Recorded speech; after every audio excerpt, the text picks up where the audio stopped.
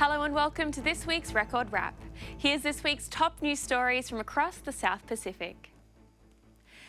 6 students from Avondale College of Higher Education in Currumbong, New South Wales, have requested baptism following the college's biannual Festival of Faith. The student-led program was themed On Purpose for His Purpose, with 2 daily worship services held at 11 a.m. and again at 6 p.m. from September 2 to 7. The program was organised entirely by student leaders and supported by Avondale's chaplain, Pastor Brock Goodall. Lizeth Mamunga, the Associate Pastor of Wallsend Seventh-day Adventist Church in Newcastle, challenged the students to embrace their purpose and shared real-life and relatable experiences. The services were live-streamed, drawing nearly 5,000 views across the week, and in total 11 students signed up to lead Bible studies and 2 students accepted Jesus into their lives for the first time.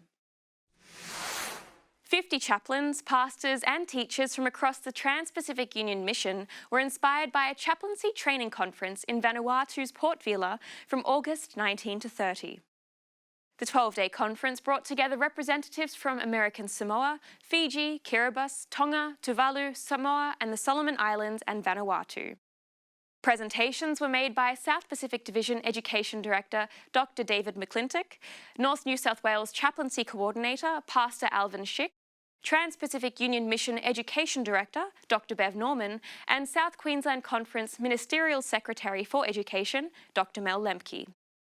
The theme of the conference was Be Transformed, with hands-on opportunities to share ideas and experiences through presentations and forums. All attendees received certificates of completion at the end of the conference. And finally, Science Publishing Company has released a new book entitled God, Really?, which responds to atheists' common critiques of the Christian faith. Written by Pastor Harold Giesebrecht in response to work of prominent new atheist authors like Richard Dawkins and Christopher Hitchens, God Really has been translated from Norwegian into English. The book explores some of the most common questions and criticisms of God, including how could a loving God create hell, and if God is good, why does suffering exist?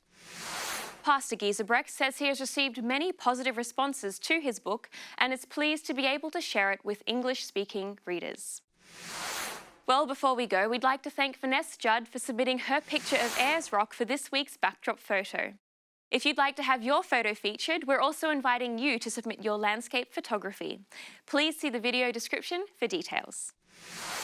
That's all for this week's Record Wrap. I'm Mary Ellen Fairfax and I hope you have a wonderful weekend. God bless.